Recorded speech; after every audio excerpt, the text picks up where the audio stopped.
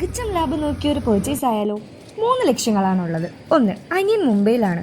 അവൻ അവിടുത്തെ ചപ്പാത്തിയും പാലും കഴിച്ച് മടുത്തപ്പോൾ ബംഗാളിലേക്ക് വെച്ച് കേരള ചിപ്സ് ചാഹിയെ तो क्या करूं? അങ്ങനെ ഞങ്ങൾ 4 പേരും അതിനായിട്ട് ഇപ്പോൾ വന്നിരിക്കുന്നത് എറണാകുളം നോർത്ത് പറവൂരുള്ള മാഞ്ഞാലി തസ്നി സ്വീറ്റ് സെന്ററിലാണ്. ഇവിടെ വളരെ വിലക്കുറവിൽ, അതായത് ഹോൾസെയിൽ വില പോലെയൊക്കെ നമുക്ക് ഒത്തിരി വാങ്ങാൻ കഴിഞ്ഞാൽ സെറ്റല്ലേ.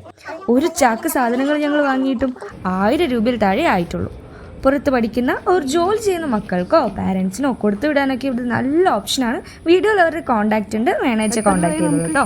2, ചേട്ടന് ട്രാൻസ്ഫറായി ഒറീസയിലെ ചിൽക്കലേക്ക് പോവാണ്.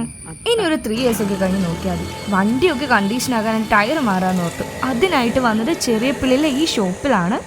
എറണാകുളം ഒക്കെ അന്വേഷിച്ച് മിലിറ്ററി ക്യാൻറ്റീനിൽ വരെ അപേക്ഷിച്ച് നോക്കുമ്പോൾ ഇവിടെ നല്ല വിലക്കുറവ്. അങ്ങനെ അത് ലാഭം.